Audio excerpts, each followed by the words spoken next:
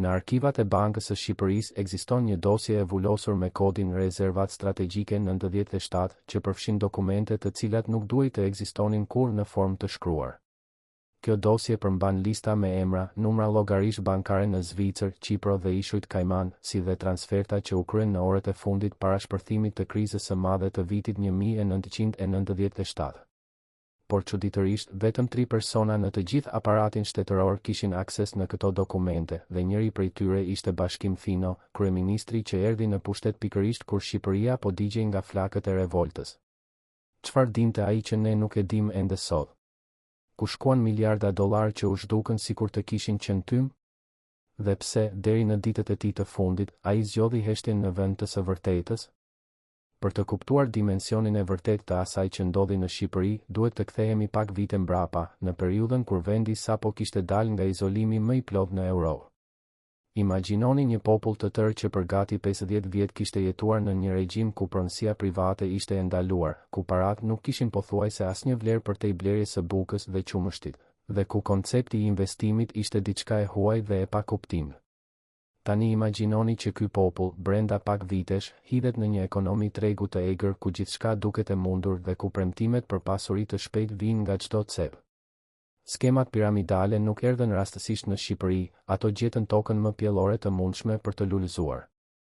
Në fillim të viteve 90, kur privatizimi po ecte me hapa të shpejt por kaotik, filluan të shfaqen kompani të cilat premtonin fitime marramendëse për investitorët. Njerëzit që nuk kishin parë kurrë një bank të vërtet në jetën e tyre, papritmas po ofroheshin mundësi për të shumëfishuar kursimet e tyre brenda pak muajsh. Si mund të rezistonin ata që kishin jetuar gjithë jetën në varfëri? Emrat e këtyre kompanive do të mbeten përgjithmonë të gdhendur në kujtesën kolektive të shqiptarëve si sinonime të mashtrimit dhe shkatërimit. Vefa, Gjallica, Gjaferi, Populli, Kamberi, Cenaj dhe dhjetra të tjera filluan të mbledhin para me një shpejtësi që i la të habitur edhe ekspertët ndërkombëtar. Por ajo që pak njerëz e kuptuan në atë kohë ishte se këto nuk ishin thjesht kompani të palishme që vepronin në hije, por struktura që kishin lidhje të thella me pushtetin politik dhe me aparatin shtetëror. Dokumentet që kanë dalë në dritë vitet e fundit tregojnë se disa nga figurat më të larta të shtetit shqiptar jo vetëm që dinin për natyrën e vërtetë të këtyre skemave, por edhe përfitonin drejt për drejt prej tyre. Ministrat merrnin rishfete, deputetët investonin paratë e tyre personale dhe madje edhe zyrtar të lartë të sigurisë së shtetit kishin marrëdhënie biznesi me pronarët e piramidave. Si ishte e mundur që një mashtrim kaq i madh të vazhdonte për vite të tëra pa asnjë ndërhyrje nga ana e shtetit? Fondi Monetar Ndërkombëtar dhe Banka Botërore kishin paralajmëruar qeverinë shqiptare që në vitin 1995 se këto skema ishin të paqëndrueshme dhe se shembja e tyre ishte vetëm çështje kohe. Por këto paralajmërime ranë në vesh të shurdhër dhe jo pa arsye. Disa nga njerëzit që duhej të merrnin masa ishin pikërisht ata që përfitonin më së shumti nga vazhdimi i lojës. Pyetja që lind natyrshëm është kjo: sa e thellë ishte përfshirja e pushtetit në këtë aferë të madhe financiare? Në kulmin e tyre, skemat piramidale kishin mbledhur një shumë që vlerësohet ndërmjet 1,5 miliard dhe 2 miliard dollar amerikan. Një shifër marramendëse për një vend me një prodhim të brendshëm bruto prej vetëm 2,5 miliard dollarësh në atë kohë. Kjo do të thotë se pothuajse gjysma e pasurisë së të gjithë vendit ishte futur brenda këtyre skemave mashtruese. Familje të tëra kishin shitur shtëpitë e tyre, tokat, bagëtin, madje edhe mobiljet për të investuar në ëndrrën e pasurimit të shpejtë. Por ku shkuan të gjitha këto para? Kjo është pyetja që ende sot, pothuajse 30 vjet më vonë, nuk ka marrë një përgjigje të plotë dhe të kënaqshme. Një pjesë e fondeve padyshim u përdor për të paguar interesat e para investitorëve, siç funksionon çdo skem piramidale. Por shumë të mëdha u transferuan jashtë vendit në llogaritë bankare të fshehura në parajsat fiskale, dhe emrat e vërtet të përfituesve mbeten ende të mbrojtur nga një murheshtjeje. Kur piramida e parë filloi të shembet në janar të vitit 1997, panika u përhap me shpejtësinë e zjarrit në një pyll të thatë. Njerëzit që kishin humbur gjithçka dolën në rrugë dhe brenda javësh, vendi ra në një kaos të plotë. Depo armatimesh u plaçkitën, shteti u shemb praktikisht në të gjithë territorin dhe Shqipëria u fut në një spirale dhune që do të linte mbrapa mbi 2000 të vrarë dhe një shoqëri të coptuar. Ishte pikërisht në këtë moment kritik që Bashkim Fino u bë protagonist i historisë. Në mars të vitit 1997, kur presidenti Sali Berisha u detyrua të pranonte formimin e një qeverie të re teknike, Fino u zgjodh kryeministër. Ishte një zgjedhje që dukej e çuditshme për shumë kënd, sepse Fino, megjithse ishte figurë e njohur e së majtës, nuk kishte përvojë të drejtpërdrejtë në menaxhimin e krizave të kësaj shkalle. Por ajo që pak njerëz e dinin në atë kohë ishte se Fino kishte diçka që e bënte atë kandidatin ideal për këtë pozicion, ai kishte lidhje dhe njohuri që I lejnonin të lundruante në ujërat e turbullta të tranzicionit shqiptar. Si kryetari I Bashkisë së Gjirokastrës dhe më pas si deputet, ai kishte ndërtuar një rrjet kontaktesh që përfshinte jo vetëm politikan të së majtës dhe të djathtës, por edhe biznesmen, zyrtar të sigurisë dhe figura të errëta që vepronin në zonat gri të ekonomisë. Qeveria e Fino kishte një mandat të qartë, të rivendoste rendin publik, të organizonte zgjedhje të reja dhe të fillonte procesin e kompensimit të viktimave të piramidave. Por shumë shpejt u bë e qartë se detyra e tretë do të ishte pothuajse e pamundur për t'u realizuar. Paratë thjesht nuk ekzistonin më në formën e tyre origjinale dhe gjurmimi I tyre do të kërkonte një hetim ndërkombëtar të shkallës së madhe.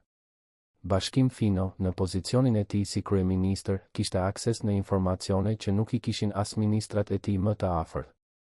Shërbimi informativ shtetëror I raportonte drejt për drejt atij për gjendjen e hetimeve dhe ai merrte raportet e para mbi gjurmimin e parave të humbura. Por çfarë përmbanin saktësisht këto raporte? Dhe pse shumë prej tyre nuk u bën kurrë publike? Një ish zyrtar I lartë I qeverisë së asaj kohe, I cili pranon të flasë vetëm në kushte anonimiteti, tregon se Fino merrte çdo javë një dosje të veçantë me titullin Transfertat e jashtme, që detajonte lëvizjet e parave nga llogaritë e kompanive piramidale drejt bankave të huaja. Kjo dosje, sipas dëshmitarit, përmbante emra konkret të politikanëve dhe biznesmenëve që kishin përfituar nga skemat, por Fino vendosi të mos e publikonte kurrë. Pse e mori këtë vendim? Çfarë presionesh ushtroheshin mbi të? Një nga arsyet që jepet shpesh është se publikimi I këtyre emrave do të kishte shkaktuar një tronditje edhe më të madhe politike në një moment kur vendi sapo po dilte nga kaosi. Por ka edhe një hipotezë tjetër më të errët që disa nga emrat në atë listë ishin njerëz me të cilët Fino kishte nevojë të bashkëpunonte për të mbajtur qeverinë në këmbë. Në politikën shqiptare të asaj kohe, kompromiset nuk ishin thjesht të zakonshme, ato ishin kusht I mbijetesës. Dokumentet e deklasifikuara nga arkivat italiane tregojnë se shërbimet sekrete italiane kishin informacione të hollësishme mbi destinacionin e një pjese të konsiderueshme të parave të piramidave. Sipas këtyre dokumenteve, rreth $300 milion ishin transferuar në banka italiane gjatë vitit 1996 dhe një pjesë e tyre ishin përdorur për të blerë prona të paluajtshme në Rom, Milano dhe bregdetin e Adriatikut. Por Italia nuk ishte destinacioni I vetëm. Gjurmët e parave të humbura çojnë edhe në Greqi, ku disa nga pronarët e piramidave kishin hapur llogari bankare që parashembjes së skemave. Zvicra, tradicionalisht parajsa e sekretit bankar, ishte gjithashtu një destinacion I preferuar dhe disa hetues besojnë se shumë të konsiderueshme përfunduan në bankat e Gjenevës dhe Cyriut pa u gjetur kurrë. Çfarë dinte Bashkim Fino për këto transferta? Sipas disa burimeve, ai kishte informacione të sakta jo vetëm për destinacionet e parave, por edhe për identitetin e personave që I kontrollonin këto llogari. Por ai zgjodhi një qasje pragmatike, në vend që të ndiqte parat jashtë kufive, ai u përqendrua në stabilizimin e brendshëm të vendit dhe në organizimin e zgjedhjeve. Kjo zgjedhje mund të ketë qenë e diktuar nga rrethana, por ajo la pas një pyetje që nuk është përgjigjur ende: a ishte Fino I pamundur të vepronte ndryshe, apo kishte arsye të tjera për heshtjen e tij? Në korrik të vitit 1997, zgjedhjet sollën në pushtet Partinë Socialiste me shumicë të konsiderueshme dhe Fatos Nano u bë kryeministër I ri.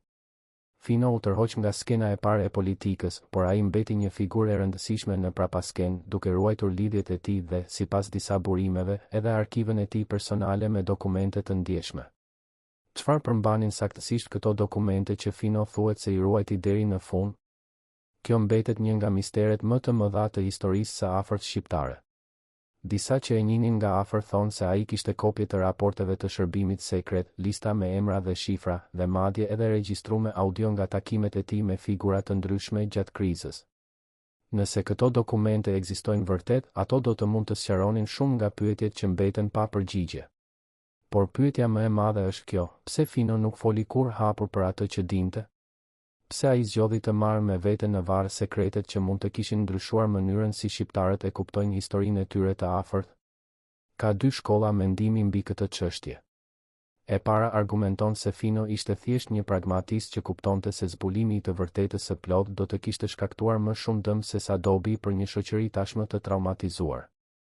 Sipas kësaj pikpamjeje, heshtja e tij ishte një akt patriotizmi, një sakrificë personale për të mirën e përbashkët. Por ka edhe një pikpamje tjetër, më cinike por ndoshta edhe më realiste. Sipas kësaj, Fino heshti sepse ai vet ishte pjesë e sistemit që përfitoi nga kaosi i tranzicionit. Jo domosdoshmërisht në mënyrë të palishme, por përmes lidhjeve dhe kompromiseve që e bënin atë të papërshtatshëm për rolin e akuzuesit publik. Për të kuptuar më mirë kontekstin, duhet të shikojmë se si funksiononte sistemi politik dhe ekonomik i Shqipërisë në ato vite. Tranzicioni nga ekonomia e centralizuar në ekonominë e tregut ishte kryer në mënyrë kaotike dhe shpesh të palishme. Privatizimi i ndërmarrjeve shtetërore kishte krijuar një klasë të re të pasurisë që shpesh kishin lidhje të ngushta me pushtetin politik. Në këtë mjedis, linja ndërmjet biznesit të lishëm dhe atij të palishëm ishte tepër e turbull. Shumë nga kompanitë që më vonë u treguan se ishin skema piramidale, fillimisht paraqiteshin si biznese legjitime që thjesht ofronin interesa të larta. Qeveria nuk kishte as kapacitetin dhe as, sipas disa kritikëve, vullnetin për të bërë dallimin. Vefa ishte shembulli më i qartë i kësaj situate. Kompania, e drejtuar nga Vebi Ali Muçaj, kishte ndërtuar një perandori biznesi që përfshinte supermarkete, hoteleri, transport dhe shumë sektor të tjerë. Për sytë e publikut, Vefa dukej si një histori suksesi e kapitalizmit shqiptar, një kompani vendase që po konkuronte me sukses me bizneset e huaja. Por mbrapa kësaj fasade fshihej një realitet krejt tjetër. Vefa po përdorte paratë e investitorëve të rinj për të paguar interesat e atyre të vjetërve dhe për të financuar ekspansionin e saj të shpejtë. Kur fluksi i parave të reja filloi të ngadalsojë, e gjithë struktura filloi të shembet si një kështjell nga letra. Dokumentet e gjykatave tregojnë se Vefa kishte lidhje me figura të larta politike nga të dyja anët e spektrit. Ministra kishin marrë dhurata dhe favore, deputet kishin investuar shuma të mëdha, dhe madje edhe zyrtar të sigurisë kishin marrëdhënie biznesi me kompaninë. Kur piramida u shemb, këto lidhje u bën penguese për çdo hetim të vërtetë. Gjallica, një tjetër nga skemat e mëdha, kishte bazën e saj në qytetin e Vlorës dhe ishte lidhur ngushtë me strukturat lokale të pushtetit. Pronarët e saj kishin sponsorizuar ngjarje publike, kishin dhënë donacione për institucionet lokale dhe kishin ndërtuar një imazh të biznesmenëve bamirës që kujdeseshin për komunitetin. Kur e vërteta doli në dritë, shumë kush nuk donte ta besonte. Por ndoshta aspekti më i errët i historisë së piramidave lidhet me mënyrën se si disa prej tyre ishin përdorur për të larë para nga aktivitete të palishme. Shqipëria e viteve 90 ishte bërë një pikë e rëndësishme në rrugët e trafikut të narkotikëve dhe të emigrantëve të palishëm. Paratë që vinin nga këto aktivitete kishin nevojë për kanale përmes të cilave të futeshin në ekonominë formale. Skemat piramidale ofronin një zgjidhje pothuajse perfekte për këtë problem. Paratë e pista mund të investoheshin në këto kompani dhe më pas të tërhiqeshin si fitime legjitime. Kjo shpjegon pse disa nga pronarët e piramidave dukej se kishin burime të pafund me fondesh edhe kur duhej të ishte e qartë se modeli i tyre i biznesit nuk qëndronte. Bashkim Fino, në pozicionin e tij, padyshim ishte i vetëdijshëm për këto lidhje. Shërbimi sekret shqiptar kishte informacione të hollësishme mbi aktivitetet e grupeve kriminale dhe lidhjet e tyre me botën e biznesit. Por veprimi kundër këtyre strukturave do të kishte kërkuar një guxim politik që pak udhëheqës shqiptar e kishin.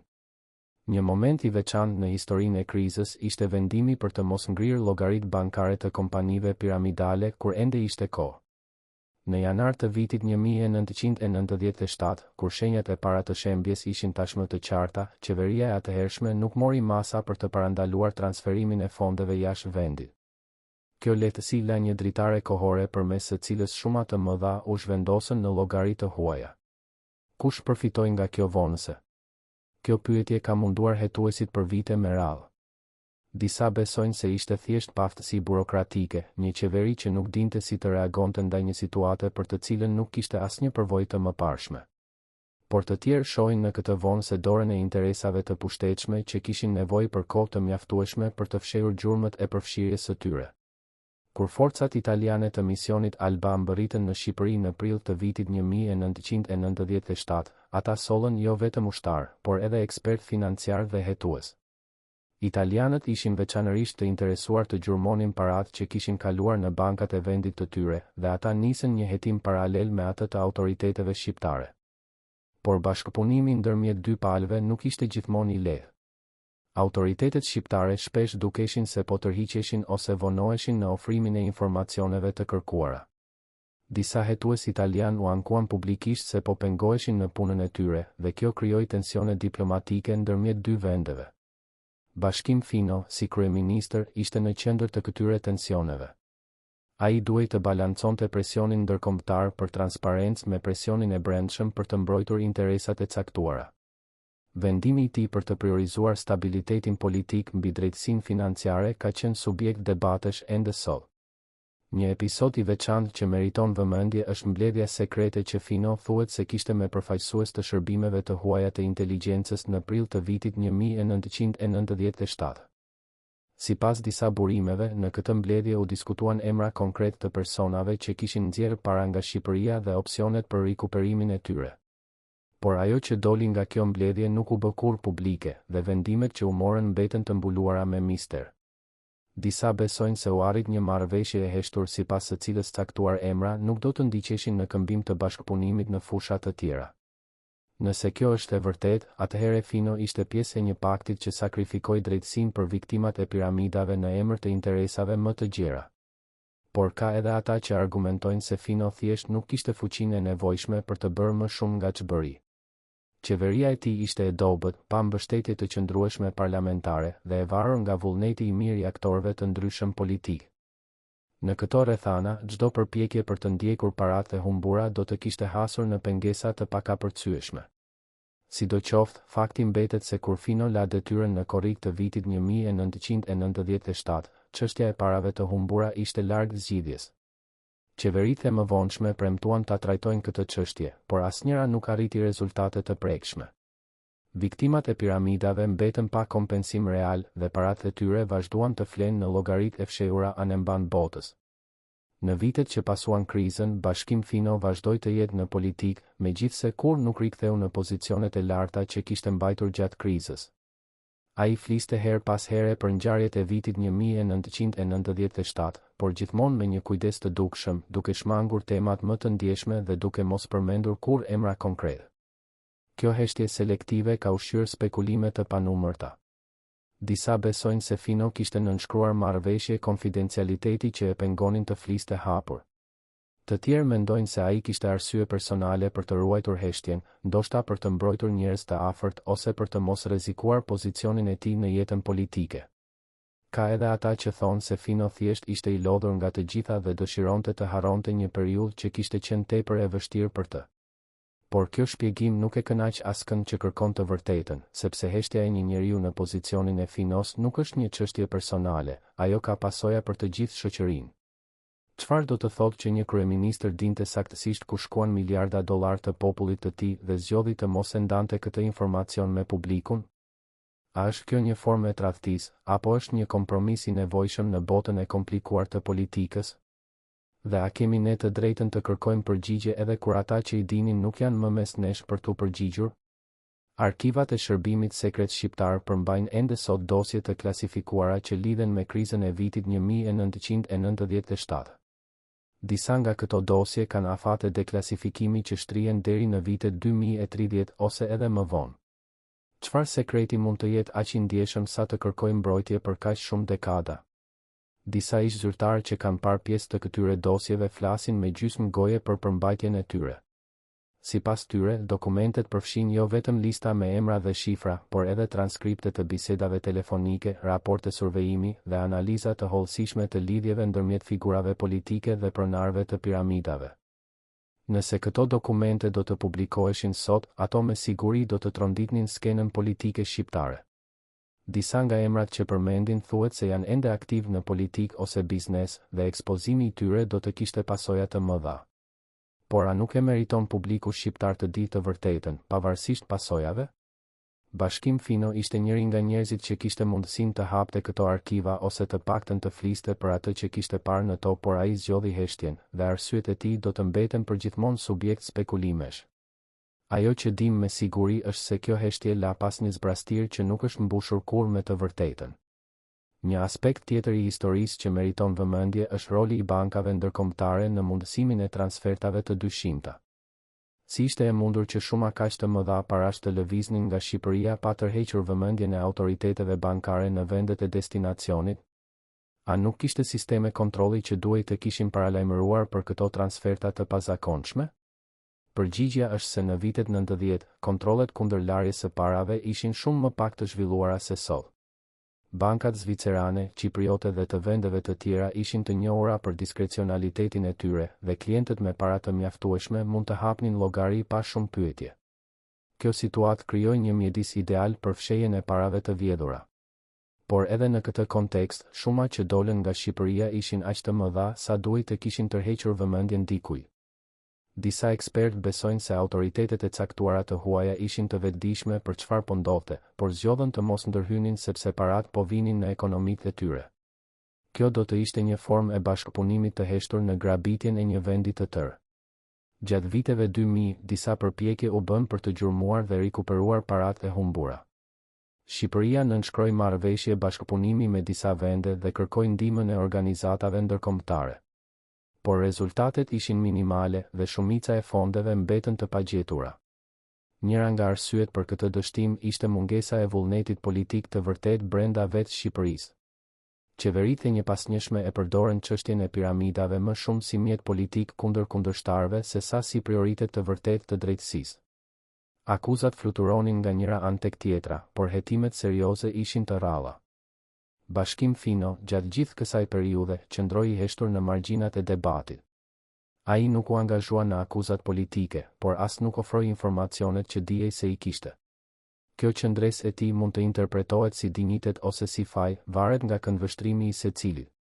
Por heshtja e tij kishte edhe një dimension tjetër që shpesh anashkalohet. Fino ishte gjithashtu dëshmitar i drejtpërdrejt i dhunës dhe kaosit të vitit 1997. Ai pa me sytë e tij se çfarë mund të bënte një popull i dëshpëruar kur humbte çdo gjë. Ndoshta kjo përvojë e bëri atë të kujdesshëm në atë që thoshte, duke u frikuar se zbulimet të caktuara mund të rindiznin pasionet e vjetra. Sidoqoftë, koha kalon dhe kujtesa e njerëzve zbehet. Sot, shumë shqiptar të rinj as që e dinë se çfarë ishin skemat piramidale dhe çfarë bën ato me vendin e tyre. Por pasojat e asaj krize janë ende të pranishme në ekonominë e brishtë, në mosbesimin ndaj institucioneve, në ëndrrën e emigracionit që vazhdon të tërheqë të rinjt larg vendlindjes. A mund të ishte historia e Shqipërisë ndryshe nëse parat e piramidave do të ishin gjetur dhe kthyer?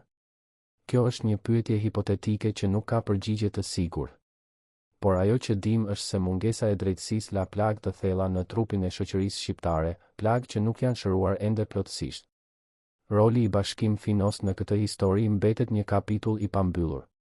Ai ishte njeriu i duhur në vendin e gabuar dhe në kohën e gabuar, ose ndoshta njeriu i gabuar në vendin e duhur.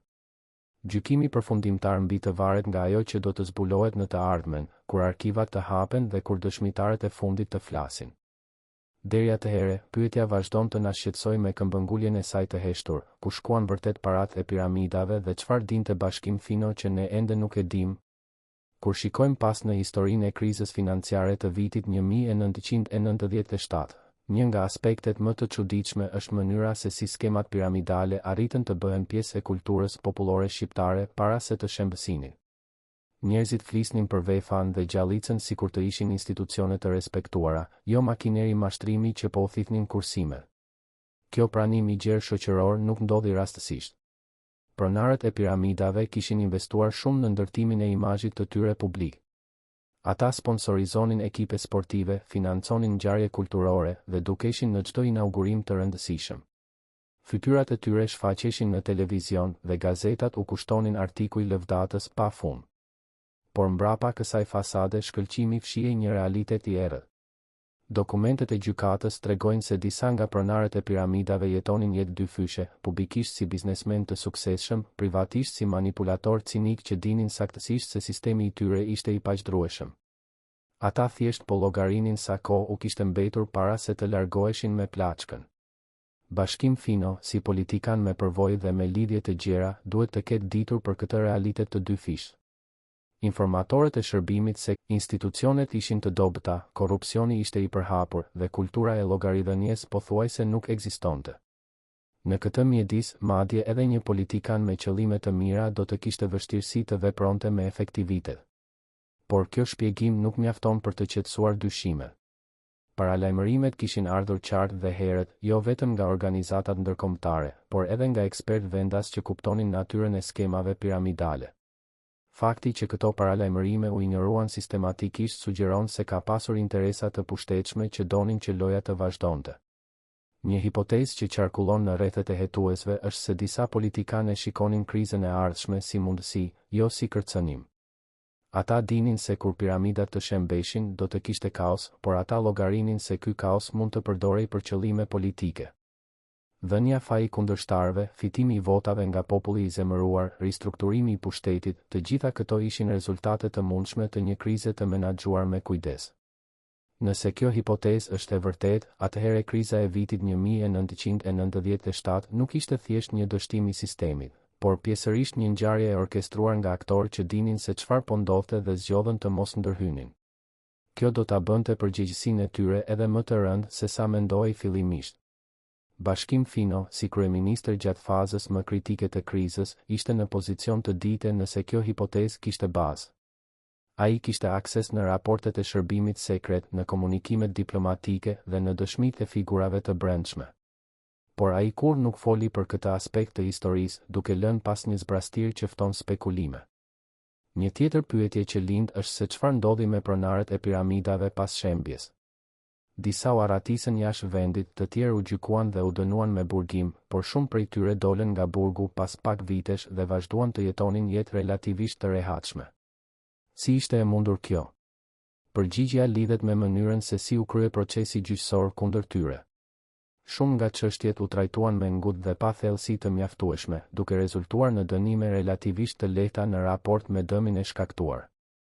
Avokatët e mbrojtjes argumentonin se klientët e tyre ishin thjesht biznesmen të dështuar, jo mashtrues të qëllimshëm, dhe gjykatësit shpesh e pranuan këtë argument. Por mbrapa këtyre vendimeve gjyqësore fshiheshin shpesh marrëdhënie të komplikuara.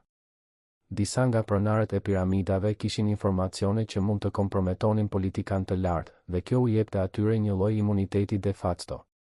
Askush nuk donte të provokonte zbulime që mund të godisnin në majat të pushtetit. Bashkim Fino, gjatë kohës së tij si kryeministër, kishte autoritetin të ndikonte në mënyrën se si do të trajtoheshin këto çështje. Ai mund të kishte kërkuar hetime më të thella, gjykime më të ashpra, ose bashkëpunim më të ngushtë me autoritetet e huaja.